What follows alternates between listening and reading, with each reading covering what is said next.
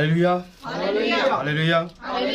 खुदावंद की शुक्रगुजारी हो आज एक बार फिर से खुदावंद की हुजूरी में आने के लिए और खुदावंद के इस बड़े फजल के लिए जो एक बार फिर से हमारे खुदा ने हम पर किया है और हम अपने खुदा के हुजूर जमा हो सके हैं। इस बात के लिए हम अपने खुदा के दिल से शुक्रगुजार हैं। आमीन। हमारा तीसरे साल का जो सिलसिला है वो जारी है और तीसरे साल के अंदर आपको इस बात का इल्म है कि हमने पहले 5 पॉइंट दिए हुए हैं या पहले 5 पॉइंट है जिनको हमने हाईलाइट किया और 5 पॉइंट में से जो हमने स्टार्ट लिया वो पहला था रहनुमाओं की बुनियादी तरबियत। तो उस पे हमारे 2 पैगाम हुए और उसके बाद हमारा सिलसिला जारी हुआ। दूसरा जो हमारा सिलसिला था उसमें हमारे 9 पॉइंट थे जिनको हमने स्टार्ट लिया। याद है आपको क्या टाइटल है? जो हमारा दूसरा पॉइंट है उसका टाइटल क्या है? रहनुमाओं को 9 काम करने की तरबियत देना। तो जब स्टार्ट हुआ था इसका तो मैंने ये बात कही थी कि ये बातें उनके लिए हैं जो रहनुमा हैं, जो लीडर हैं।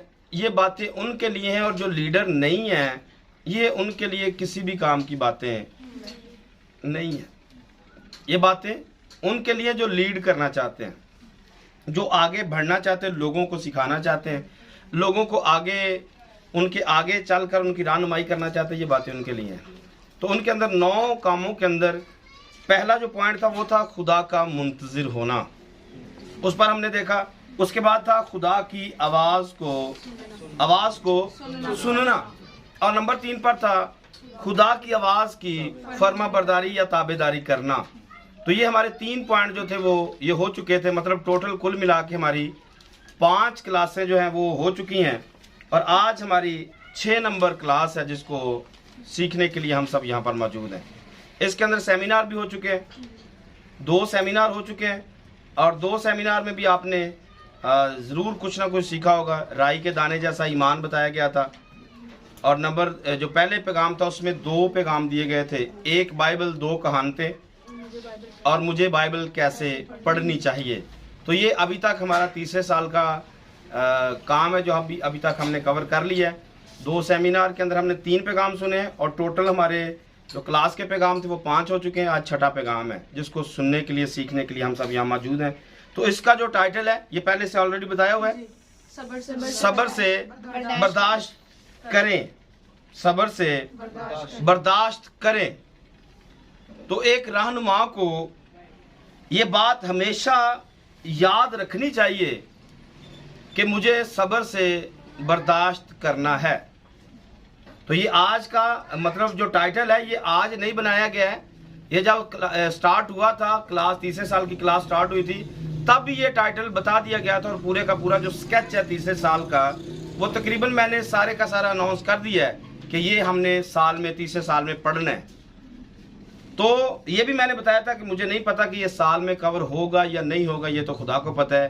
पहले ख़त्म हो जाएगा या एंड पे चला जाएगा इसका भी मुझे कोई अंदाज़ा, क्योंकि ये बहुत बड़ा काम है, एक बहुत बड़ा शेड्यूल है जो मैंने आपके साथ शेयर किया हुआ है। क्योंकि एक पॉइंट को हम हाईलाइट करते हो फिर उसमें से आगे पॉइंट निकल आते हैं, फिर उनके अंदर पॉइंट निकलते जाते हैं। तो इनको कवर करना यूँ समझे कि ये बहुत ज़्यादा एक टफ काम है जिसको हमने स्टार्ट लिया है। लेकिन एक रहनुमा को इन बातों को जानना सीखना बहुत ज़रूरी है अगर आप लोगों की रहनुमाई करना चाहते हैं तो। आमीन। सो आज का हमारा टाइटल क्या है? सब्र से बर्दाश्त करें। सब्र से जो भी करना है, मतलब जो भी आपके साथ जो कुछ भी हो, जैसा भी आपके साथ हो, आपने बर्दाश्त करना है। और बर्दाश्त के साथ दूसरा लफ्ज है सब्र। कई दफा मार तो हम खा रहे होते हैं लेकिन साथ शोर भी कर रहे होते हैं। मार भी खाते हैं, शोर भी करते हैं, और कई दफा मार खाते हैं, शोर नहीं करते हैं। क्या ख्याल है? मार भी खानी है, शोर भी नहीं करना है। ये एक रहनुमा के अंदर क्वालिटी होनी चाहिए कि वो अपने अंदर जैसे भी मुश्किलात आ जाएं, जैसे भी हालात आ जाएं, वो खामोशी से उसको बर्दाश्त करे। यूं कहें ये एक अच्छे रहनुमा की निशानी के अंदर भी आता है कि अगर एक रहनुमा है, लीड करने वाला है, तो उसको हालात जैसे भी आ जाएं उसे बर्दाश्त करना है सब्र के साथ। तो यूं कहें कि आज का कलाम मेरे लिए है, आज का कलाम आपके लिए है। आने वाले दिनों में किसी के साथ भी कुछ भी हो सकता है, तो उसके लिए पैगाम आज आ चुका है। सब्र से बर्दाश्त करें। एक पॉइंट हम हाईलाइट करते हैं। आप बुलाए गए हैं, आप एक रहनुमा है, आप बुलाए गए। इसकी निशानी क्या है? आपको अगर ये कहा जाए जी आप बुलाए हुए हैं, आप एक रहनुमा हैं, आप लोगों को लीड करने वाले हैं, इस बात की निशानी क्या है कि आप बुलाए हुए हैं? बाइबलें तो सबने पकड़ी हैं, बैग तो सबने उठाए हुए हैं, सारे ही काम कर रहे हैं। निशानी क्या है कि आप बुलाए हुए हैं? किसी की सुन के बर्दाश्त करना, किसी की सुन के बर्दाश्त करना सही है। बुलाया हुआ हमेशा खुदा की रहनुमाई में चलता है। बुलाया हुआ हमेशा खुदा की रहनुमाई में चलता है।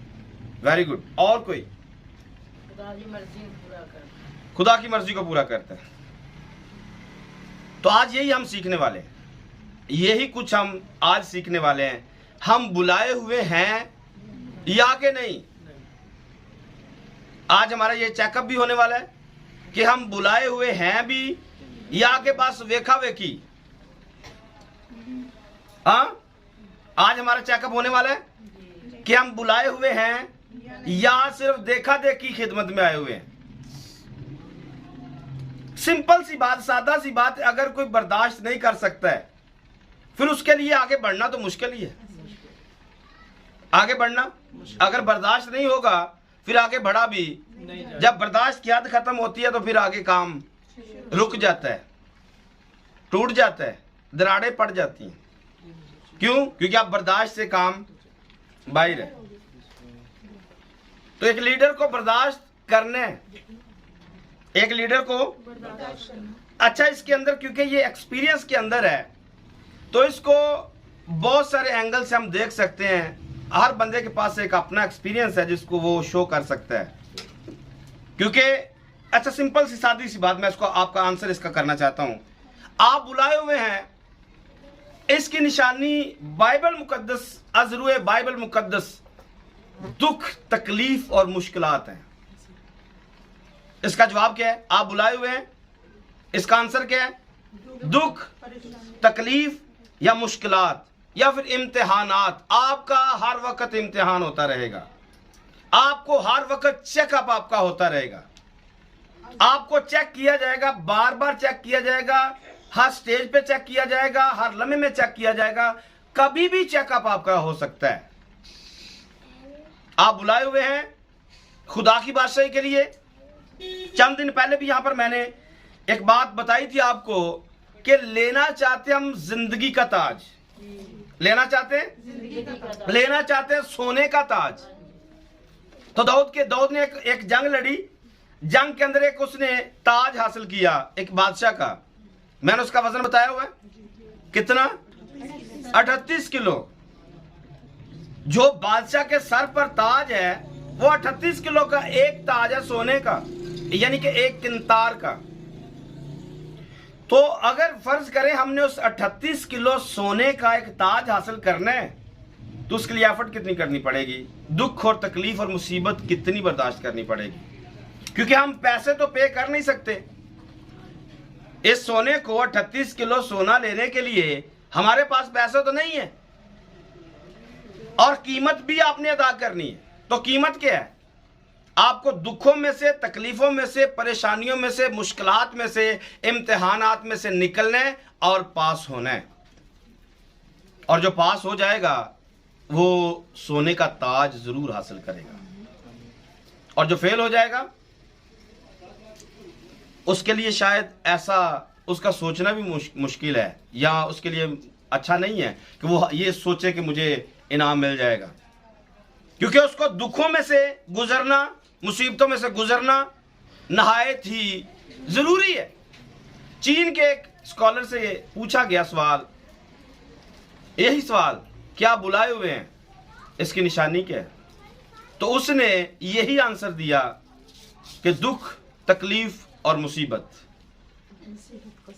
मुसीबत में से गुजरने वाला ही बुलाया हुआ होता है।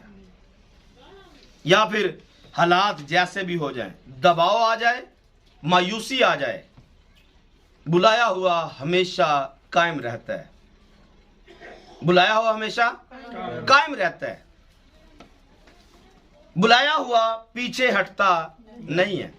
हालात जैसे भी हो जाएंगे, इफ्सियों के खात्मे से इस पर हमारी स्टडी काफी ज्यादा हुई है, लेकिन इसकी 6 बाब की 13 आयत को सिर्फ पढ़ेंगे कि बुलाया हुआ मुसीबत में से भी गुजरता है, जंग में से भी गुजरता है, और गुजरने के बाद वो कायम भी रहता है। पढ़ सकते हैं 13 नंबर आयत को। इस वास्ते तुम खुदा के सब हथियार इस वास्ते तुम खुदा के सब हथियार बांध लो, सब हथियार बांध लो, ताकि बुरे दिन में मुकाबला कर सको जी, और सब कामों को अंजाम देकर कायम रह सको। सब कामों को अंजाम देकर, सब कामों को अंजाम देकर, सारे कामों को अंजाम भी देना है और फिर कायम भी रहना है। सारे कामों को अंजाम भी देना है और फिर उसके बाद ये एक लीडर के अंदर बहुत बड़ी बात है कि काम जैसा भी आ जाए, मुश्किलात जैसी भी आ जाए, जंग जैसी भी आ जाए, उसने उसमें कायम रहना है, गिरना नहीं है। हालात कैसे भी हैं, गिरना नहीं है। अगर गिर गए तो प्रॉब्लम आ जाएगी। गिरना नहीं है। जब सारे छोड़ जाएं, जब सारे छोड़ जाएं, जब सारे गिर जाएं, जब सारे छोड़ जाएं, जब सारे गिर जाएं, आपके साथ कोई भी खड़ा ना हो और आप तन्हा अकेले हों, तब ये टाइटल बनता है सब्र से बर्दाश्त करें। जब सारे छोड़ जाएं, आप अकेले हों, अकेले होने की सूरत में आपको पता है कि कोई भी इस वक्त मेरे साथ खड़ा नहीं है। आप तन्हा रह चुके हैं, अकेले रह चुके हैं, ना आगे कुछ है, ना पीछे कुछ है, ना दाएं कुछ है, ना बाएं कुछ है, तन्हा आप अकेले हैं। और ये वक्त होता है सब्र से बर्दाश्त करने का, और ये सब से होता नहीं है। ये सब्र सब से होता नहीं है। क्यों? क्योंकि ये एक बहुत टफ जॉब है। क्योंकि हम तो लोगों के बीच में रहते हुए, अपने चारों तरफ में हमारे साथ लोग भी रहते हैं, तो हम फिर भी परेशान हो जाते हैं, हम फिर भी बर्दाश्त नहीं कर पाते हैं। लेकिन टाइटल बहुत सख्त है। टाइटल एक रहनुमा के लिए बहुत ही कड़क टाइटल है, सब्र से बर्दाश्त करें। इसके लिए पूरी की पूरी लिस्ट आप डाल सकते हैं, जितने भी ईमानदार हैं। ये इब्रानियों 11वां बाब है, पढ़ेंगे नहीं, कुछ भी नहीं पढ़ेंगे, लेकिन आप इसके हिसाब से इब्रानियों 11वां बाब पूरा पढ़िए। गवाहों का, ये 12वें बाब में गवाहों का एक बड़ा बादल है, 11वें बाब में लिस्ट है ईमानदारों की। ईमानदारों की एक बड़ी लिस्ट है। हाबिल से स्टार्ट करेंगे, हाबिल से स्टार्ट करके थ्रू आउट आप आगे निकलते जाएंगे, पढ़ते जाएंगे, बढ़ते जाएंगे। कुछ पढ़ लेते हैं, कुछ आयतें पढ़ लेते हैं। इब्रानियों 11वां बाब निकालिए और उसकी 33 नंबर आयत से पढ़ लीजिए जी। उन्होंने ईमान ही के सबब से, उन्होंने ईमान ही के सबब से सल्तनतों को मगलूब किया, रास्तबाजी के काम किए, वायदा की हुई चीजों को हासिल किया, शेरों के मुंह बंद किए गए, आग की तेजी को बुझाया, तलवार की धार से बच निकले, कमजोरी में जोरावर हुए, लड़ाई में बहादुर, गैरों की फौजों को भगा दिया, औरतों ने अपने मुर्दों को फिर जिंदा पाया, बाज मार खाते खाते मर गए, मगर रिहाई मंजूर ना की, ताकि उनको बेहतर क़यामत, ताकि वजह क्या, ताकि वो बेहतर क़यामत में खड़े हो सकें। आगे बाज ठट्ठों में उड़ाए, बास छठों में उड़ाए जाने, कोड़े खाने, बास जंजीरों में बांधे जाने, कैद में पड़ने से आजमाए गए, संसार किए गए, आरे से चीरे गए, आजमाइश में पड़े, तलवार से मारे गए, भेड़ों और बकरियों की खाल ओढ़े हुए, मोहताजी में, मुसीबत में, बदसलूकी में मारे फिरे, दुनिया उनके ये बुलाए हुए हैं, दुनिया उनके लायक ना थी। क्यों ऐसा क्यों पॉसिबल हुआ या कैसा मुमकिन है, क्यों ऐसा हो सका? क्योंकि वो अपनी बुलाहट को जानते थे, पहचानते थे, वो इस बात से वाकिफ थे और वो सब्र से आस रखते थे, सब्र से बर्दाश्त करते थे। उनको पता था कि ये दुनिया हमारे लायक नहीं है, उनको इस बात का इल्म था और एक बुलाया हुआ इस बात को जानता है कि ये दुनिया उसके लायक नहीं है, ये दुनिया उसके लायक नहीं। और वो लिखा है वो जंगलों, पहाड़ों, गारों और जमीन के गढ़ों में आवारा फिरा किए। दुनिया उनके लायक नहीं थी, वो दुनिया से अलग रहते थे। दुनिया ऐसों को कबूल भी नहीं करती है, दुनिया ऐसों को कबूल भी नहीं करती है,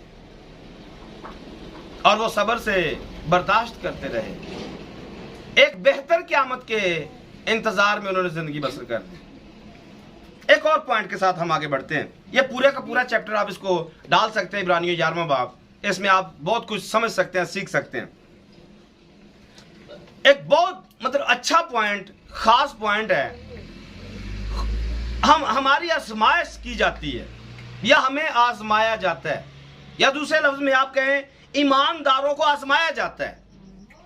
ईमानदारों को, ये इसका टाइटल आप बनाकर लिख सकते हैं, ईमानदारों को आजमाया जाता है। सवालिया निशान, कौन आजमाता है?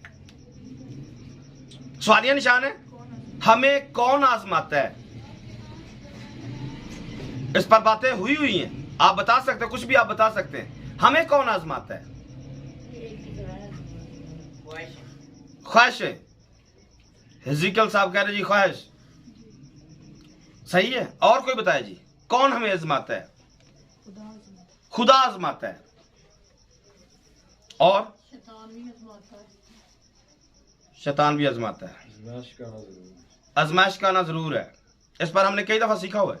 आजमाइशों का आना, हम सवाल कर रहे हैं कि हमें कौन आजमाता है। आइए एक हवाला पढ़ेंगे, ज़बूर 11 नंबर ज़बूर निकालिए, उसकी 5 नंबर आयत को देखिए। इस पैगाम का हिस्सा बन गया जी, आयत आज के पैगाम का हिस्सा है। खुदावन सादक को, खुदावन सादक को, शरीरों को नहीं, खुदावन सादक को परखता है, जांचता है, उसकी जांच पड़ताल करता है।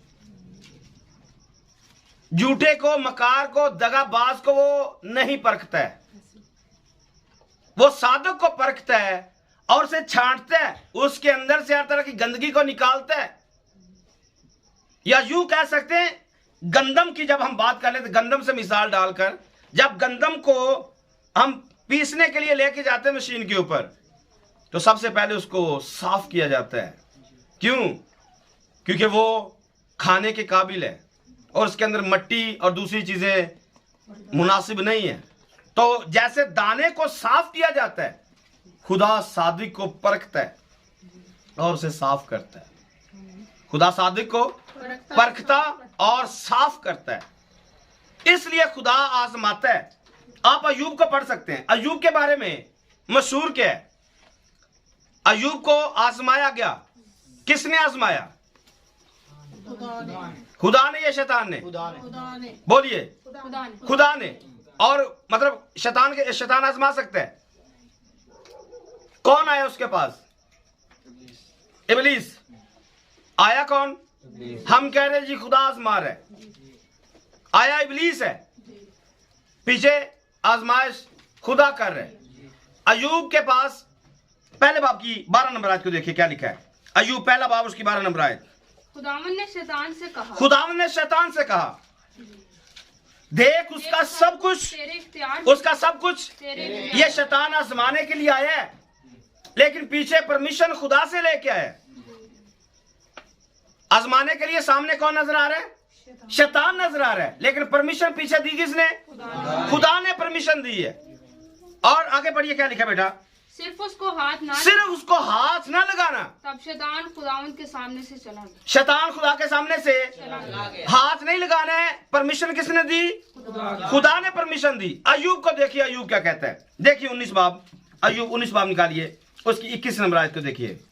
ऐ मेरे दोस्तों, ऐ मेरे दोस्तों, मुझ पर तरस खाओ, तरस खाओ, तरस खाओ, कि खुदावंद का हाथ मुझ पर खुदावंद का हाथ मुझ पर, खुदावंद का, शैतान का नहीं।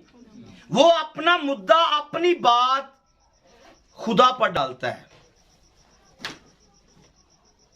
वो शैतान की तरफ तवज्जो नहीं करता है।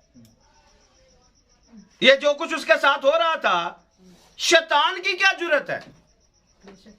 हाँ, शैतान का इसमें अमल दखल क्या है?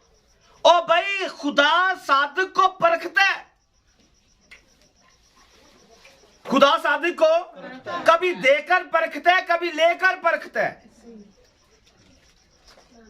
फक्त हमें इस बात को समझना है। ये एक दिन पहले भी पैगाम का हिस्सा बन गया ये गीत। दुख आंदे भी ने, दुख जांदे भी ने। आगे क्या है?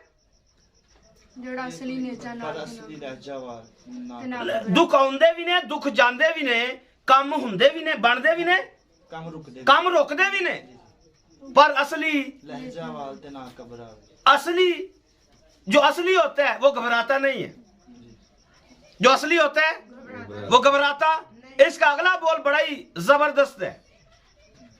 आपे लावे सट्टा, आपे बन्ने पट्टियां। आपे लावे सट्टा, आपे बन्ने पट्टियां, आपे देवे वध, आपे पावे जटियां। ज्यादा भी वही देता है और भी नुकसान भी वही करता है। जेड़ा इस रमज नूं समझिया ना मुरझावेगा। जेड़ा इस रमज नूं समझिया ना मुरझावेगा। जेड़ा इथों तक लैके आया है अगे भी लैके जावेगा। हालेलुया। हाँ, इस बात को समझना है। अय्यूब जो है ये अपना मुद्दा शैतान पर नहीं डालता है। एक लीडर को अपना मुद्दा खुदा पर डालना है। शैतान की क्या जरूरत है कि कुछ हमारे साथ कर सके? ये हमारे पास एक बिल्कुल शॉर्टकट वे है जिसमें हम डायरेक्ट बात मुद्दा इब्लीस पर डाल देते हैं। हाँ, शरीरों के साथ तो वो करता है और शरीर उस पर डालेंगे भी, लेकिन हमारा शरीर के उसके शैतान के साथ कोई लेना देना नहीं है। ना हमारी उसके साथ कोई रिश्तेदारी है। हमारी खुदा के साथ रिश्तेदारी है। हमारे साथ अच्छा होगा बुरा होगा खुदा करेगा, हम खुदा पर डालेंगे क्योंकि हम उसके हैं और वो हमारा है। और हम इस बात को समझते हैं कि बच्चे जब गलत करते हैं तो बाप फेंटी लगाता है। बच्चे जब गलत करते हैं, ऐसा नहीं हो सकता कि बच्चे गलत करे और बाप फेंटी लगाए तो बाहर जाकर लोगों ने दोस्तों मैनू फलाने बंदे ने मारे। ऐसा हमारे साथ कुछ गलत हो तो हम कहें जी शैतान ने किया। क्यों कहें भाई? शैतान कुछ कर ही नहीं सकता। हम कहेंगे खुदा ने हमारे साथ किया। क्योंकि अय्यूब क्या कह रहे हैं? ऐ मेरे दोस्तों, मुझ पर तरस खाओ क्योंकि खुदा का हाथ मुझ पर भारी है। एक और हवाला पढ़िए, 13वें बाब में आइए। अय्यूब 13वें बाब की 15 नंबर आयत को देखिए। देखो वो मुझे कत्ल करेगा, देखो वो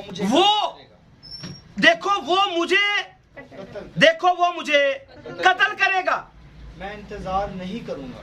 वो मुझे कत्ल करेगा, मैं इंतजार नहीं करूंगा। बहरहाल मैं अपनी राहों की तायद उसके हजूर करूंगा।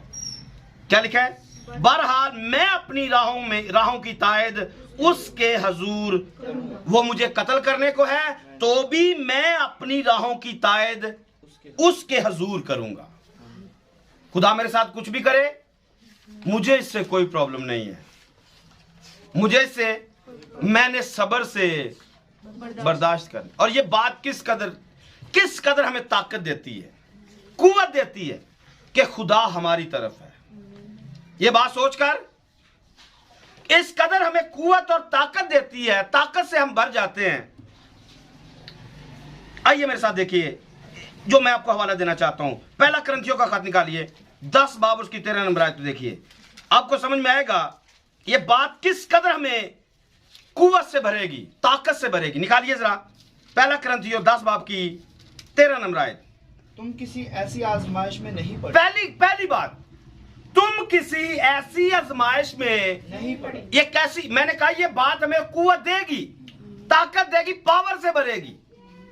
तुम, ये लिखा है तुम किसी ऐसी आजमाइश में नहीं पड़े जो इंसान की बर्दाश्त से बाहर। सिंपल है, खुदा हमें इस आजमाइश में डालता ही नहीं है जो हमसे मुश्किल हो या जिसको हम बर्दाश्त ना कर सके। हमने फक्त सब्र से बर्दाश्त करनी है। मुसीबत, आजमाइश, इम्तिहानात खुद ब खुद खत्म हो जाएंगे। खामोशी से वक्त का इंतजार करना है। यहां पर लिखा है तुम किसी ऐसी आजमाइश में नहीं पड़े जो इंसान की बर्दाश्त से बाहर हो, और खुदा सच्चा है। खुदा सच्चा है, वो तुमको तुम्हारी ताकत से ज्यादा आजमाइश में ना पड़ने देगा। कैसी बात है, मेरे अंदर जितनी ताकत है खुदा उतनी आजमाइश डालेगा, इससे ज्यादा नहीं करेगा। उसे पता है कि अगर इससे ज्यादा किया टूट सकता है। तो हमें जब जिस जगह पे हमें ऐसा लगना शुरू हो जाता है कि काम अब मुश्किल बढ़ गई है, अब मेरे में से बर्दाश्त नहीं होता है, खुदा आसान कर देता है। खुदा आसान कर देता है। हाँ, इसका मतलब ये नहीं कि आसान हो गया तो आपकी जान छूट गई है। आसान करेगा, लचक देगा, नरम करेगा, फिर ताकत देगा, फिर अगले इम्तिहान में डालेगा। हमें पक्का करने के लिए एक जगह पे मुश्किल आई है, आपको लगा मुश्किल है, उसने रिलैक्स कर दिया। हाँ, उसने रिलैक्स किया, रिलैक्स करने के बाद कुछ और बढ़ाया, और बढ़ाने के बाद अगले पॉइंट पे आके अब आपका इम्तिहान करेंगे, अब आप कैसे हैं। और जहां तक बर्दाश्त होगा आपको बर्दाश्त करना पड़ेगा, और बर्दाश्त के बाद फिर से आपको लगा कि हम टूट जाएंगे, फिर से वो हाथ ढीला करेगा, फिर एक अगले स्टेप पे लेके जाएगा, फिर अगले स्टेप पे जाके आजमाएगा। खुदा सच्चा है। हमें इस बात को समझना है कि वो ऐसी बर्दाश्त, ऐसी आजमाइश हमें उसमें भंसाता नहीं है। एक अगली बात इससे भी ज्यादा पावरफुल है। रूमियों के खत में आइए 8वें बाब की 28 नंबर आयत को देखिए जल्दी से। और हमको मालूम है क्या कि सब चीजें मिलकर खुदा से मोहब्बत रखने वालों के लिए भलाई। आपने गौर से सुने क्या लिखा है? हमको मालूम है हमारे साथ जो कुछ भी होगा ये हमारी भलाई के लिए होगा। हमें कोई बात सुनाएगा हमारी भलाई के लिए, हमें कोई कुछ भी कहेगा वो हमारी भलाई के लिए। हमें वक्ती लगता है कि हमारे खिलाफ कुछ चल रहा है या मुश्किलात के अंदर से चल रहे हैं, लेकिन यहां पर लिखा है हमको मालूम है कि सब चीजें मिलकर खुदा से मोहब्बत रखने वालों के लिए भलाई पैदा करती हैं, यानी उनके लिए, सबके लिए नहीं, यानी उनके लिए जो खुदा के इरादा के मुआफिक बुलाए गए, जो खुदा के इरादा के मुआफिक ये उनके लिए, सबके लिए नहीं है। ये उस लीडर के लिए, उस रहनुमा के लिए, उसके लिए जो बुलाया हुआ है, उसके लिए सब चीजें मिलकर भलाई पैदा करती है। आमीन। एक और पॉइंट, आजमाइशों का, मुसीबतों का आना लाजमी है। आजमाइशों का, मुसीबतों का आना। आइए देखिए पहले पत्रस के अंदर जाएंगे, पहला पत्रस 4 बाब उसकी 12 नंबर आयत। ऐ प्यारो जो मुसीबत की आग तुम्हारी आजमाइश के लिए तुम में भड़की है, ये समझकर उससे ताजुब ना करो। ये एक अनोखी बात हम पर वाक़या हुई है। बल्कि मसीह के दुखों में क्या करना है? इसको कोई अनोखी बात नहीं समझना है कि हम पर कोई बड़ी कोई खास मुसीबत आ गई है। दोबारा बेटा पढ़िए क्या लिखा है। जो ए प्यारो, जो मुसीबत की आग, ये प्यारों के लिए कलाम है। ए प्यारो, जो मुसीबत की आग तुम्हारी आजमाइश के लिए तुम्हें भड़की है। हैं प्यारे, हैं, लेकिन मुसीबत की आग भड़क रही है प्यारे, लेकिन आग मुसीबत की भड़क रही है। तो उनको बताया गया है ये समझकर उससे ताज्जुब ना करो। क्या समझना है? आगे लिखा हुआ है कि ये एक अनोखी बात हम पर वाक़या हुई है, बल्कि मसीह के दुखों में जूं जूं शरीक हो। खुशी करो। क्या करना है? खुशी। ताकि क्या करना है? खुशी करो, ताकि उसके जलाल के ज़हूर के वक्त भी नहायत खुशो खुरम हो।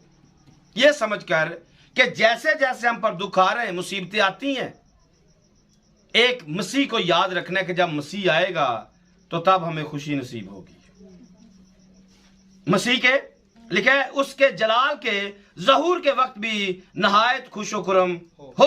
और आगे पढ़िए। अगर मसीह के नाम के सबब से, अगर मसीह के नाम के सबब से तुम्हें मलामत की जाती है तो तुम मुबारक हो। तो आप मसीह की बात करें, लोग आपको मलामत करें, तो ये बात दुख की बात है। हाँ, क्या लिखा है? मुबारक है। तो तुम मुबारक हो। अगर कोई मसीह की वजह से हमें मलामत करता है तो तब हम मुबारक ठहरेंगे। तीमुथियुस के खात में पढ़िए, दूसरा तीमुथियुस 3 बाब की 12 नंबर आयत। बल्कि जितने मसीह यीशु में दीनदारी के साथ, जितने, एक नहीं, ये सब के लिए है। ये अनोखी बात हमारे लिए नहीं है। लिखा है जितने मसीह यीशु में दीनदारी के साथ जिंदगी गुजारना चाहते हैं वो सब सताए जाएंगे। कितने? सब। ये मैंने कहा आप बुलाए हुए हैं, इसकी निशानी क्या है? जितने बुलाए गए हैं सब सताए जाएंगे। जितने बुलाए गए हैं, यही एक निशानी है बाइबल मुकद्दस में से कि आप बुलाए हुए हैं। आपको हर तरफ से तकलीफ आएगी, मुश्किल आएगी, मुसीबत आएगी, परेशानी आएगी, रोना आएगा, मुश्किलात के पहाड़ आए दिन आप पर टूटेंगे। क्यों?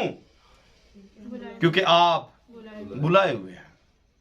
ये बुलाए हुओं की निशानी मत्ती के अंजील में देखिए 5वें बाब की 10 नंबर आयत को देखिए।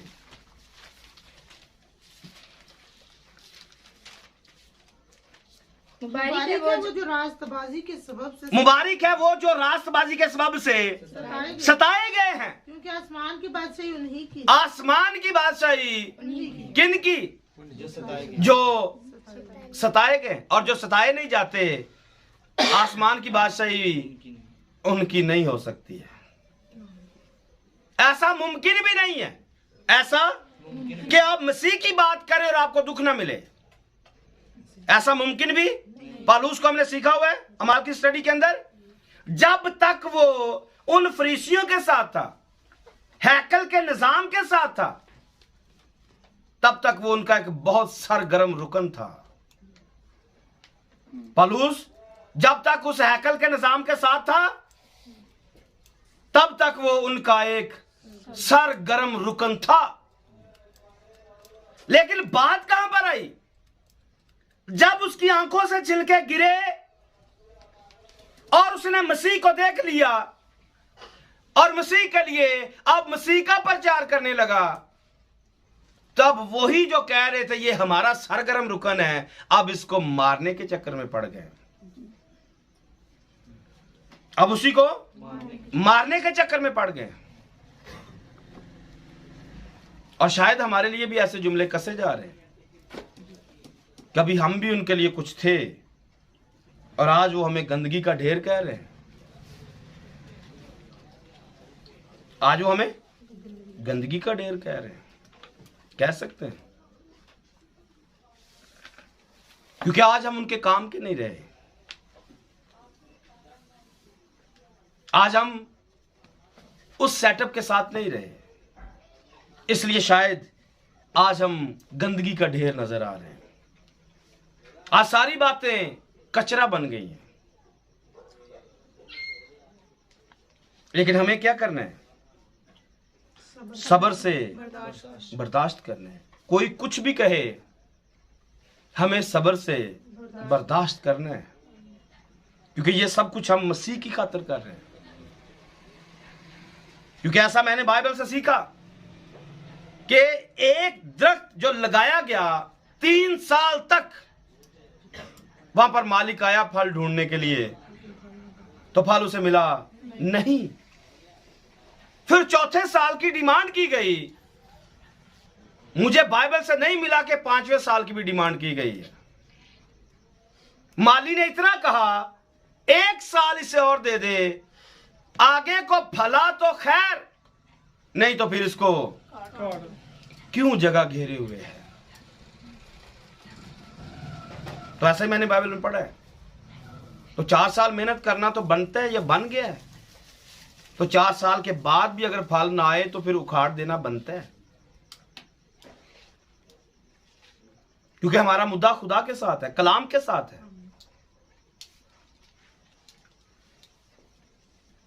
आपको मेरी बात समझ आ रही है? कुछ लोगों के लिए मैं कोड वर्ड में बात कर रहा हूं।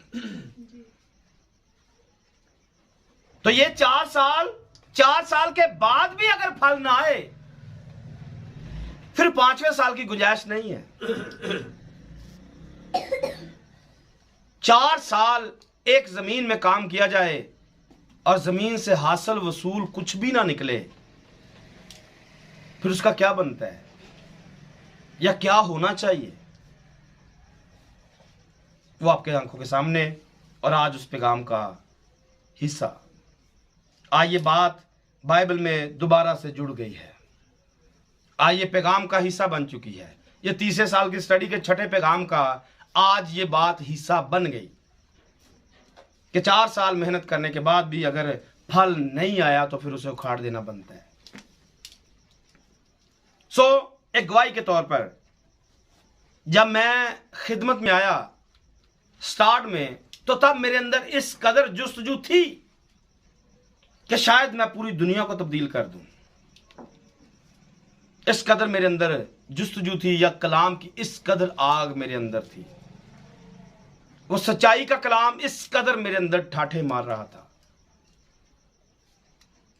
लेकिन शायद वो तब तक था जब तक वो मेरे अंदर महदूद था। और फिर वक्त आने पर मुझे इस बात की समझ आई, या वक्त आने पर यह साबित हो गया कि आज खतरा बाइबल को या खुदा को लोगों से नहीं है। आज खतरा सच्चाई को खतरा लोगों से नहीं है। आज खतरा सच्चाई को खादमों से है। एक सच्चे मुनाद को मुनादी करने के लिए आम बंदा कुछ भी नहीं कर रहा है। एक सच्चे मुनाद को मुनादी करने के लिए ये बड़े खादम जो है, ये एक बहुत बड़ा किरदार अदा कर रहे हैं। जो सच्चाई की मुनादी करना चाहता है, ये खादम उसे करना ही नहीं देना चाहते। और ये मैंने इस बाइबल से सीखा। जब शुरू में था तब मेरे अंदर ऐसे जज्बात थे कि मैं चाहता था पूरी दुनिया को तब्दील कर दिया जाए। लेकिन फिर मैंने वक्त के हिसाब से देखा कि आज खादम सच्चाई लोगों तक जाने के अंदर बहुत बड़ी रुकावट का काम कर रहे हैं। यह झूठ है कि खादम मुनादी कर रहे हैं। यह बात झूठ है कि खादम मुनादी कर रहे हैं। खादम जितने भी आए, तकरीबन 90% खादम सिर्फ सच्चाई को रोकने के लिए मुनादी कर रहे हैं, और ये शैतान के साथ मिलकर काम कर रहे हैं। सच्चाई को खत्म करने के लिए मुनादी कर रहे हैं। और ये मैंने थोड़े अरसे में देखा, ये मेरा थोड़े से वक्त में एक्सपीरियंस हुआ है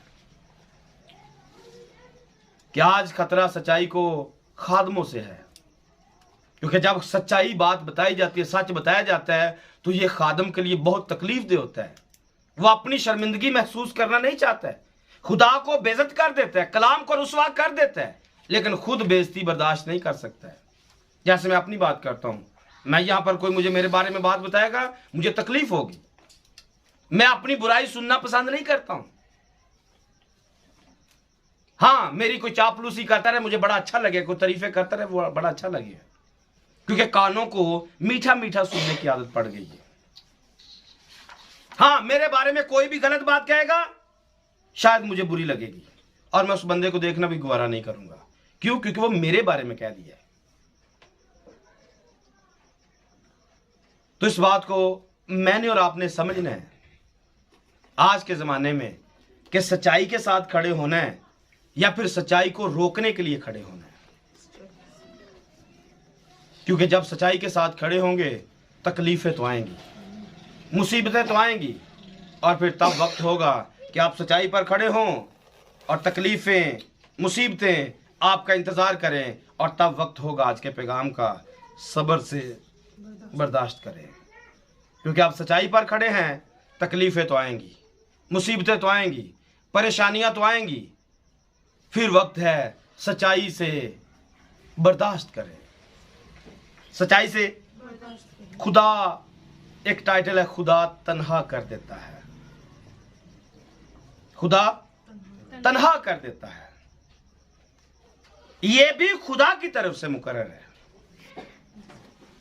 खुदा तन्हा कर देता है, अकेला कर देता है।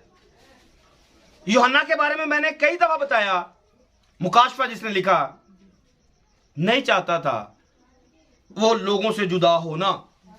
एशिया कूचक के अंदर वो नहीं चाहता था लोगों से जुदा होना, क्योंकि तब मुसीबत का दौर था और मुसीबत के अंदर कलीसिया चाहती थी कि यूहन्ना उनके साथ रहे, लेकिन खुदा नहीं चाहता था। खुदा नहीं चाहता था कि यूहन्ना कलीसिया के अंदर रहे। खुदा चाहता था कि यूहन्ना इनसे अलग रहे, क्योंकि काम अभी कंप्लीट नहीं हुआ था। इसी यूहन्ना को खुदा ने आग के अंदर तेल के कड़ा में डलवाया, फिर वहां से बचाया, बचाने के बाद इसे पतमस के जजीरे में पहुंचाया। क्यों? क्योंकि खुदा कुछ बड़ा देना चाहता है। कहने को, देखने को, लोगों को, कलीसिया को यह लग रहा था कि अब ये हमसे दूर चला गया है, ये बहुत मुश्किल के अंदर चला गया है। और तब भी तो वक्त था कि जब लोगों की बातें सुनना बंद हो जाएं। जब लोगों की बातें सुनना, आप तन्हाई के अंदर आप हों या फिर आपका खुदा हो, आप हो फिर तीनों आवाजें साथ मिला लीजिए। खुदा का मुंतजिर होना, जब तक बंदा अकेला नहीं होता तब तक खुदा का मुंतजिर भी नहीं होता। क्या मैंने बोला है? जब तक बंदा अकेला नहीं होता खुदा का मुंतजिर भी। आप, मैं और आप सारा दिन काम में लगे हुए हैं, खुदा का मुंतजिर कब है? जब खुदा का मुंतजिर होना है, आपको दुनिया तर्क करनी पड़ेगी, आपको दुनिया से अलहदा होना पड़ेगा। खुदा, मैंने कहा, तन्हा करता है, खुदा अलहदा करता है अपने लिए और कुछ बड़ा देने के लिए, जो पहले था उससे बढ़कर देने के लिए। तो मैं आपके सामने इसी बात को लेकर आ जाया हूं जो मुझे खुदा ने दी है, कि अगर मुझे खुदा तन्हा करना चाहता है तो खुदा कुछ बड़ा करना चाहता है। खुदा कुछ बड़ा करना चाहता है। तो मेरा मुद्दा शैतान के साथ नहीं है, क्योंकि मैंने उसे चैलेंज दिया हुआ है, भाई तू क्या कर सकता है, कर ले जो तू कर सकता है। और मुझे पता है ये कुछ भी कर, इसे कुछ भी करना है मेरे खिलाफ तो मेरे खुदा के आगे घुटने टेकने पड़ेंगे। हाँ, इसने मेरे खिलाफ अगर कुछ करना है तो पहले मेरे खुदा के पास जाना पड़ेगा। मैंने सैमुएल के बारे में यह करना है तो खुदा इजाजत देगा, ठीक है कर ले जो करना है। तो तब मुझे पता होगा कि जो कुछ भी मेरे साथ होगा वो मेरी भलाई के लिए होगा। जो कुछ मेरे साथ होगा वो मेरी भलाई के लिए होगा और शैतान को शर्मिंदा करने के लिए होगा। और ये कुछ खुदा ने किया अय्यूब के वसीला से। खुदा ने इख्तियार तो उसे दिया, लेकिन फिर उसे शर्मिंदा भी किया। कर लिया तूने जो करना है, हाँ देख लिया तूने करके। जो खुदा के होते हैं वो कायम रहते हैं, जो खुदा के होते हैं कायम रहते हैं। कायम रहना बड़ी बात है। कायम रहना, सब्र से बर्दाश्त करें और कायम रहे। तो मैंने आपके सामने पॉइंट रखा, खुदा तन्हा करता है। खुदा ने यूहन्ना को तन्हा किया है, खुदा ने पौलुस को तन्हा किया है। 3 साल के लिए उसे दुनिया से अलग करके अरब के अंदर ले गया है ताकि मसीह उस पर जाहिर हो सके। यीशु मसीह दुनिया से तन्हा कर दिए गए, अलग कर दिए गए ताकि वो बड़ा काम कर सके। खुदा तन्हा कर देता है, खुदा अलग कर देता है। और एक बड़ी बात, खास बात है, यूसुफ जब उसके भाइयों ने उसे बेच दिया, तन्हा हो गया है, तन्हा हो गया। भाई बड़े खुश हैं, भाई आज मेरे कानों तक खबर पहुंची, पीछे भाई बड़े खुश हैं। आज मेरे कानों तक खबर पहुंची, भाई बड़े खुश हैं। यहां से मैंने संडे को बोला था कि जो भी वहां पर सांस भी लिया जाएगा यहां तक आएगा, और यहां पर जो सांस लिया जाएगा वहां तक जाएगा। तो उसी सांस में से ये आवाज आई है कि भाई बड़े खुश हैं। छोटे भाई ज्यादा क्यों खुश है? इसलिए जान छूट गई है। ये तंग करता था, यूसुफ तंग करता था, सारी बातें बाप को बता देता था। हाँ, बाप से शिकायतें करता था, ये सही नहीं है, ये सही नहीं है। लेकिन आखिरकार क्या हुआ? वो खुशी एक दिन मातम में बदल गई। वो खुशी एक दिन तब बदल गई जब यूसुफ हाकिम था और खाने के लिए कुछ भी नहीं था। हाँ, यूसुफ हाकिम था और खाने के लिए कुछ भी नहीं था। तो खुदा के फजल से एक दिन ये भी आएगा, खुदा के फजल से एक दिन ये भी आएगा। जो यहूदा लीड कर रहा था, एक दिन यही मिन्नतें करेगा यूसुफ की। जो यहूदा लीड कर रहा था मारने के लिए, एक दिन इसी बाइबल के अंदर लिखा हुआ है कि वो यहूदा यूसुफ के कान तक बात करता है, मैं गुलाम होने के लिए तैयार हूं। मैं क्या लिखा है? मैं गुलाम होने के लिए तैयार हूं। लेकिन साथ में यूसुफ को 12 साल 13 साल कैद के अंदर भी जाना पड़ा है। 12 से 13 साल यूसुफ कहे मैं कैद भी ना काटूं और यहूदा मेरा गुलाम भी हो जाए, और वो खुशियां करने वाले एक दिन मेरे आगे झुके और वो कहे मैं गुलाम भी नहीं हूंगा, मैं मतलब कि आजादी के साथ जिंदगी बसर करूंगा, ऐसा मुमकिन? यूसुफ को बदी से भागना था। यूसुफ को बदी से, अगला हमारा जो टाइटल है वो यही है, यूसुफ की जिंदगी से सीखे। यही टाइटल बताया हुआ है। तो अगली दफा अगला पैगाम हमारा उसी के ऊपर आने वाला है। उसकी जिंदगी से हम सीखेंगे कि उसने कैसी जिंदगी बसर की। लेकिन आज उसका टाइटल सिर्फ आ गया कि यूसुफ के भाई उसे बेचकर खुश थे, उनकी नजरों से जुदा हो गया, वो खुश थे,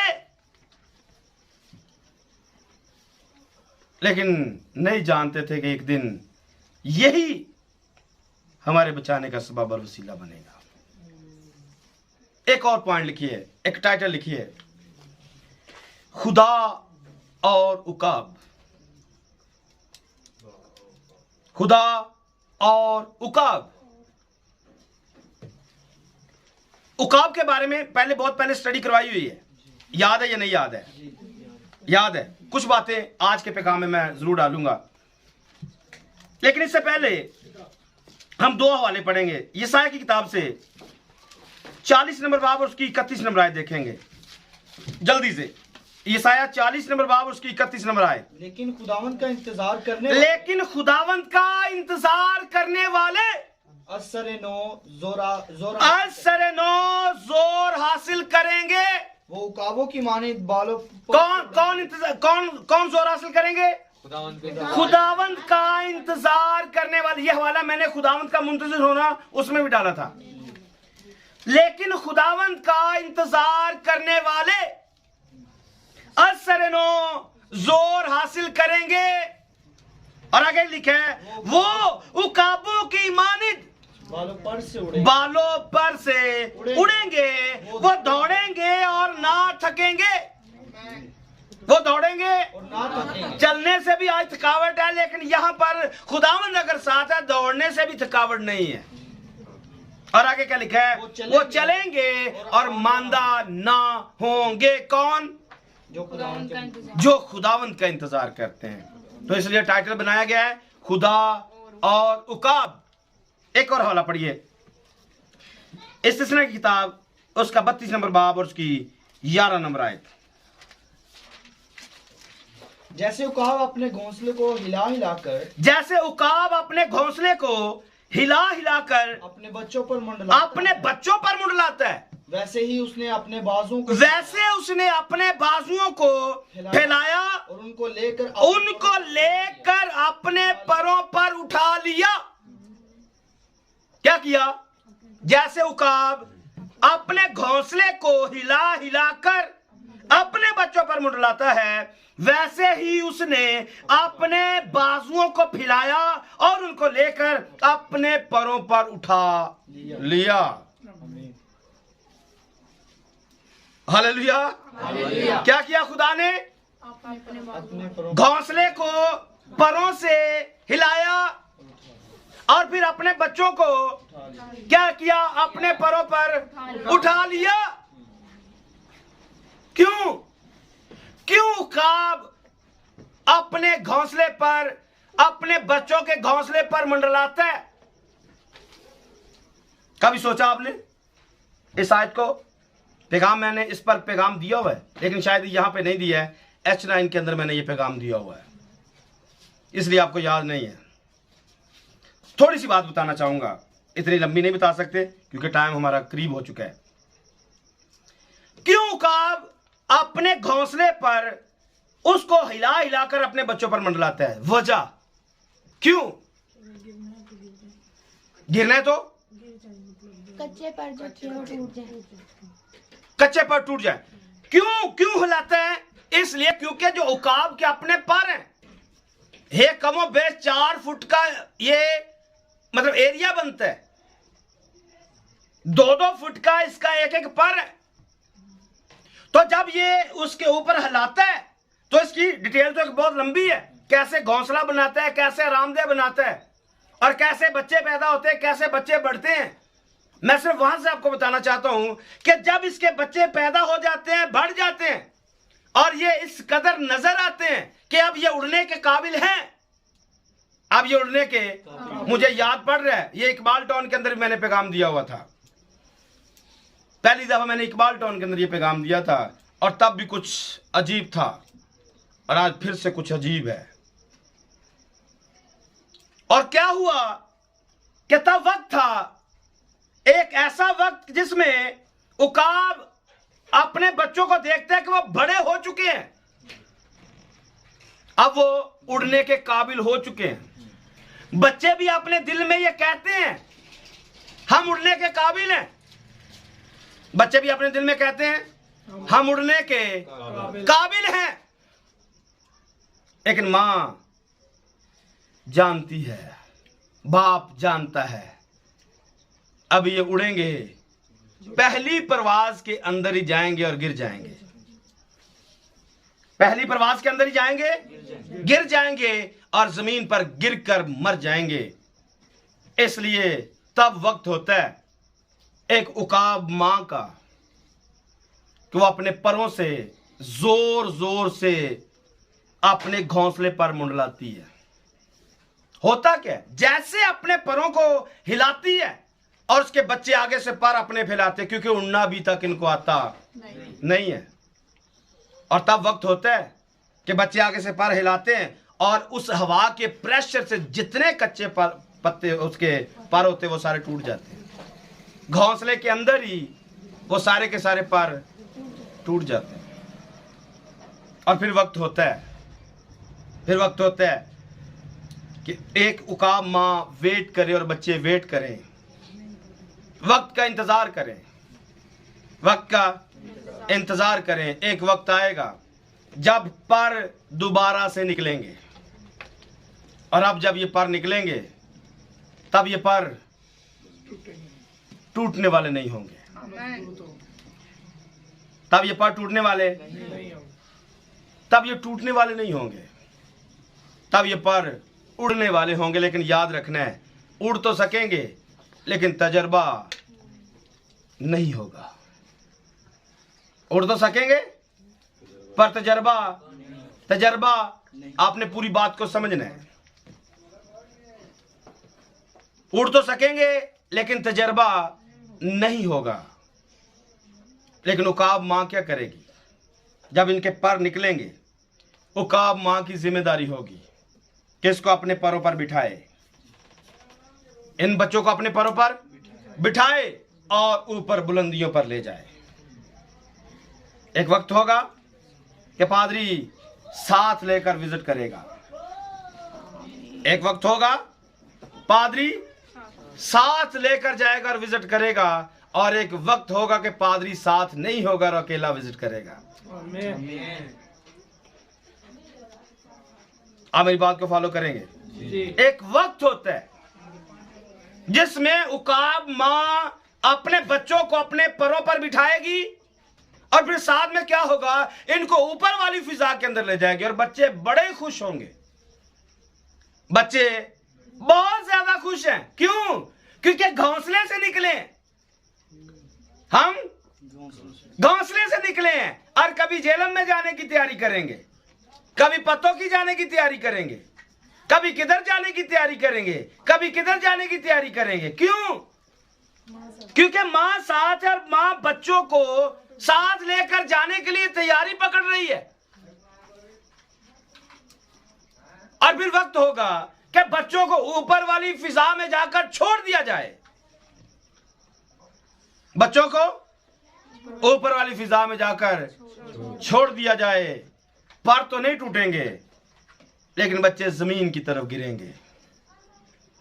क्यों? क्योंकि परों के अंदर जान नहीं है, तजर्बा नहीं है, तजर्बा नहीं है। बच्चे उकाब तो बन गए, बच्चे उकाब तो बन गए, लेकिन उड़ना आया, वो उल्टे सीधे पर जरूर मारेंगे और फिर थकते थकते बजाय के बुलंदियों की तरफ जाएं, ये जमीन की तरफ आएंगे, ये जमीन की तरफ गिरेंगे।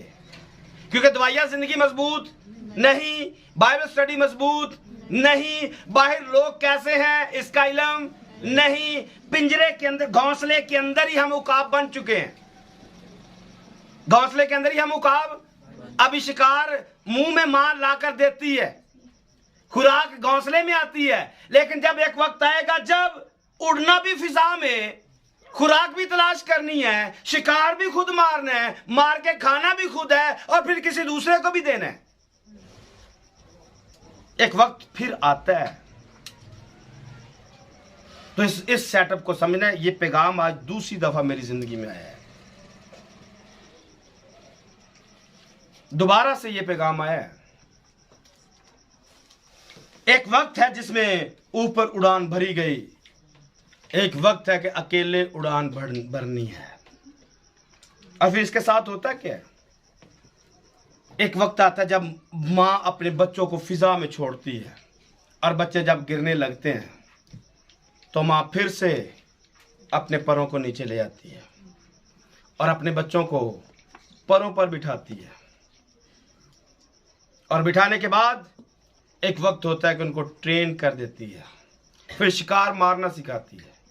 और जब बच्चे शिकार मारना शुरू कर देते हैं, जब उड़ना शुरू हो जाते हैं और फिर एक दिन ये वापस आते हैं अपने घोंसले की तरफ, तो तब माँ उकाब जिसने बड़े प्यार के साथ बच्चों के लिए बड़ा ही अच्छा घोंसला बनाया होता है, एक दिन उनकी वापसी पर उनको घोंसला मिलता नहीं है। मां खुद उस घोंसले को तोड़ देती है। क्यों? क्योंकि घोंसले में रहना अब इनकी जरूरत नहीं है, ये घोंसले में रहने के लिए तैयार नहीं किए गए हैं, ये अब बुलंदियों पे उड़ने के लिए तैयार किए गए हैं।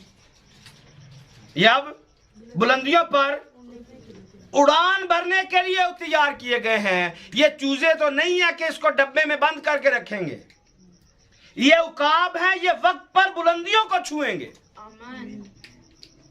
इनका ठिकाना जमीन नहीं, इनका ठिकाना बुलंदियों पर, पहाड़ों पर, आसमानों की तरफ है। लेकिन एक वक्त होता है जिसमें सब्र से बर्दाश्त करके उन्होंने अपने आप को मजबूत किया होता है। और मैंने कहा यही कुछ खुदा करता है, यही उकाब करता है, यही खुदा करता है। और एक वक्त आता है कि जब घोंसला आपको मिलता, घोंसला आपको मिलता, घोंसला आपको मिलता, बोलिए घोंसला आपको मिलता, तब अगर घोंसला ना मिले समझ ले कि वक्त अब बुलंदियों पर जाने का आ गया है। आमीन। जब घोंसला टूट जाए, बोलिए जब घोंसला टूट जाए तब घोंसला तलाश करने की जरूरत नहीं है, तब बुलंदियों पर जाने की जरूरत है। क्योंकि उड़ना आ गया है, शिकार पकड़ना आ गया है, आगे शिकार लोगों को, बच्चों को मार कर देना आ गया है। तो ये तब मुमकिन है जब हम सब्र से बर्दाश्त करते करते वक्त गुजारते हैं। तो कल के पैगाम का ये भी हिस्सा था। आखिरी बात मैंने क्या कहा था, इसको आपने साथ लेकर जाना है। याद है क्या था? कल के पैगाम में एक आखिरी जुमला, आखिरी बात जो मैंने आपको दी थी, इसको साथ लेके जाना है। टाइम शुरू हो गया, time is start, time start हो चुका है। तो आज फिर से पैगाम आया है, घोंसला जब टूट जाए तो तब वक्त होता है बुलंदी पर जाने का, ना कि दोबारा से घोंसला ढूंढने का। तो हमने बुलंदी पर जाने के लिए सफर स्टार्ट करना है, क्योंकि खुदा अपने बच्चों को बुलंदियों पर लेकर जाना चाहता है। तो हमारा कनेक्शन शैतान के साथ बिल्कुल भी नहीं है, हमारा कनेक्शन खुदा के साथ है। खुदा जो भी करता है या जो भी कर रहा है वो हमारे फायदे के लिए कर रहा है और हमारी जरूरत के मुताबिक कर रहा है। फक्त हमें खुदा को समझना है और खुदा के कलाम को समझना है। सब्र से हमने बर्दाश्त करने, अगर आपने, मैंने बर्दाश्त किया है तो इसका बेनिफिट भी मिलेगा। अगर बर्दाश्त नहीं करेंगे इसका नुकसान भी होगा। अगर बर्दाश्त नहीं करेंगे इसका नुकसान भी होगा, लेकिन अगर बर्दाश्त करके चलेंगे इसका फायदा भी होगा। मुसीबतों की 3 वजूहात, ये आखिरी पॉइंट बना लेते हैं। मुसीबतों की 3 वजूहात, ये आखिरी पॉइंट है। जब हालात गड़बड़ हो जाएं, मुसीबत आ जाए, तकलीफ आ जाए, आजमाइश आ जाए, तो 3 वजूहात होती हैं इस मुसीबत की। 3 वजूहात होती हैं इस मुसीबत की। नंबर 1 पर, मुसीबत जब आती तो यह खुदा की तरफ से आती है। मुसीबत जब आती है खुदा की तरफ से। अच्छा, इसको ब्रैकेट के अंदर आपने लिखना है, आगे इसके ब्रैकेट के लिखना है तंबी के तौर पर। खुदा की तरफ से आती है, ब्रैकेट में क्या लिखना है? तंबी के तौर पर। मुसीबत की 3 वजूहात, मुसीबत की 3 वजूहात। पहली वजह, मुसीबत जब आती है खुदा की तरफ से तो ब्रैकेट में क्या लिखना है? यह तंबी के तौर पर आती है। नंबर 2 पर, खुद साख्ता मुसीबत। मुसीबत की दूसरी वजह, खुद से बनाई हुई मुसीबत। और इसके लिए हमारी ब्रैकेट में लिखना है हमारी गलती की वजह से, हमारी। और नंबर 3 पर, इबलीस का हमला। नंबर 3 पर, जो कि खुदा की मर्जी के मुताबिक नहीं है। इसको ब्रैकेट में लिखना है, जो खुदा की मर्जी के मुताबिक नहीं है। तो इन तीनों का आखिरी बात है, इसको समझना है। इन तीनों के आगे इनका आंसर करना है। अगर मुसीबत खुदा की तरफ से आ जाए तो मुझे क्या करना है? जो मैंने आपको ब्रैकेट में दिया खुदा की तरफ से, तो आगे हमने ब्रैकेट में क्या डाला है? तंबी के। तो इसका हमें मुझे क्या करना पड़ेगा? अगर मुझे पता चल गया मुसीबत खुदा की तरफ से आ गई है तो मुझे क्या करना पड़ेगा? इसका आंसर क्या है? मुझे खुदा के ताबे हो जाना है। इसका आंसर क्या है? मुझे खुदा के, अगर आपको समझ में आ गया मुसीबत खुदा की तरफ से आई है, तंबी के तौर पर आई है, तो मुझे खुदा के ताबे हो जाना है। जैसे दाऊद को पता चला कि मैंने गलत काम कर लिया है, मर्दमशुमारी कराने के बाद मैंने गलत काम कर लिया, तो खुदा ने 3 मुसीबतें उसके सामने रखी या 3 बातें रखी। आदमियों के हवाले होने, तलवार के हवाले होने, सॉरी काल के होने, तलवार के होने, या फिर खुदा के होने। तो उसने क्या पसंद किया? खुदा के हाथ में पड़ना, क्योंकि उसने अपने आप को सरेंडर कर लिया, उसने अपने आप को खुदा के ताबे कर लिया है। पता चला ये तंबी के तौर पर मुसीबत आ गई है, खुदा के ताबे हो जाए, खुदा जो भी करेगा वो बेहतर होगा। और नंबर 2 पर मैंने क्या बताया आपको? खुद साख्ता मुसीबत। आपको समझ में आ गया मुसीबत मैंने खुद बनाई है, क्योंकि वक्त के हिसाब से बंदे को पता चल जाता है कि यह मुसीबत मेरी अपनी वजह से आई है। फिर अपनी गलती का इकरार करना, फिर अपनी गलती का इकरार करना, तर्क करना और खुदा से मुआफी मांगना।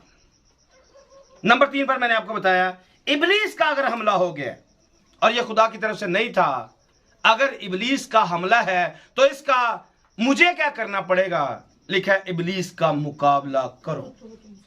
तो मैंने उसका क्या करना है? तो ये लीडर को इस बात को समझ लेना चाहिए कि अगर मुसीबत मुझ पर आई हुई है तो तीनों में से मैं, ये खुदा की तरफ से तंबी के तौर पर है, इसका मुझे क्या करना पड़ेगा? खुदा के ताबे होने। अगर मैंने अपनी मुसीबत खुद अपने गले डाली है तो मुझे क्या करना पड़े? अपनी गलती का इकरार करना है, खुदा से माफी मांगनी है। और अगर समझा इब्लीस ने अटैक किया है तो फिर इब्लीस का, फिर खुदा के हथियार बांधने पड़ेंगे। फिर खुदा के जो इस्सियों के छठे बाब में लिखा है वो खुदा के सारे हथियार बांध ले, इब्लीस का मुकाबला करे, वो तुमसे भाग जाएगा और मुसीबत भी भाग जाएगी। और इस सारे अमल के अंदर मुझे और आपको सब्र से बर्दाश्त करना है, जल्दबाजी नहीं करनी। कुछ भी हो गया है, हमने जल्दबाजी नहीं करनी। मुसीबतों के अंदर खुदा हमारी कुव्वत में इजाफा करता है। इसको टाइटल के तौर पर आपसे लिख सकते हैं, मुसीबत आ जाए तो खुदा मुसीबतों में हमारी कुव्वत में इजाफा कर देता है, वो ताकत दे देता है। और नंबर 2 पर मुसीबत के अंदर हमें खुदा पर इन्हिसार करना है। मुसीबत आ जाए तो हमें खुदा पर इन्हिसार करना है, मुसीबत आ जाए तो हमें खुश होना है, मुसीबत आए तो हमें खुश होना है। मुसीबतें बरगजीदों को बुलाए हुओं से अलग करने के लिए आती हैं, मुसीबतें बरगजीदों को बुलाए हुओं से अलहदा करने के लिए आती हैं। और मुसीबतें और मसाइब जो होते हैं हमें फर्मा बरदारी करने के लिए या सिखाने के लिए आती हैं। मुसीबतें जब आती हैं, जैसे दाऊद कहता है अच्छा हुआ मैंने मुसीबत उठाई ताकि तेरे, ये मुसीबतें हमें आयन सिखाने के लिए आती हैं। और आखिरी बात, मुसीबत, आजमाए, सब्र हमें हमारे अंदर कामलियत को पैदा करने के लिए आते हैं, हमें कामिल बनाने के लिए आते हैं। और इसके लिए मिसालें आप बाइबल से हजारों ढूंढ सकते हैं। अब्राहम को देखें, मूसा को देखें, पलूस को देखें, जितने भी हैं, नूह को देखें, ये सारी की सारी जितने ईमानदारों पर मुसीबतें आई हैं वो ईमान में मजबूत हुए हैं। और जो मैंने शुरू में इब्रानियों 11वां बाब आपको दिया था, वो सारे के सारे ईमानदार आपको वहां पर मिलेंगे जो मुसीबतों में से गुजरे हैं और खुदा ने उनको मुसीबतों में से गुजार कर पक्का कर दिया है। आमीन। तो हमें मुसीबत में सब्र से बर्दाश्त करना है, क्योंकि ये हमें पक्का करने के लिए आती हैं, ये हमें खुदा के करीब लेकर जाने के लिए आती हैं, ये हमें फर्मा बरदारी सिखाने के लिए आती हैं, ये हमें कामिल बनाने के लिए आती हैं। आमीन। आखिरी हवाला मैं पढ़ के बंद करूंगा इसको। मत्ती की इंजील के अंदर 25 बाब की 21 नंबर आयत को देखेंगे, और ये सबसे खास बात है। कोई अगर मुसीबतों में से पास हो जाता है, मुसीबतों में से पास हो जाता है, मुश्किलों में से पास हो जाता है, एक जुमला जो यहां पर लिखा है, उसके मालिक ने उससे कहा, ए अच्छे और दयानतदार नौकर, शाबाश। अच्छे और दयानतदार नौकर, अगर हम मुसीबतों में से पास हो जाएंगे तो एक वक्त आएगा कि मेरा और आपका यीशु हमें शाबाश देगा, मेरा और आपका यीशु हमें शाबाश देगा, गुड का निशान मिलेगा। और हम इसी गुड को लेने के लिए, इसी शाबाश को लेने के लिए इस जमीन पर जिंदगी बसर कर रहे हैं। तो इसके लिए मुसीबतें आएंगी, तकलीफें आएंगी, मसाइब आएंगे, जो भी आए सब्र से बर्दाश्त करनी है। सब्र से बर्दाश्त करेंगे तो शाबाश मिलेगी, अगर बर्दाश्त नहीं करेंगे तो फिर शाबाश मिलने वाली नहीं है। शाबाश लेनी है, अच्छा लेना है, तो फिर सब्र से बर्दाश्त करना है। खुदा इस कलाम के वसीले हम सबों को बरकत बख्शे। आमीन। God bless you.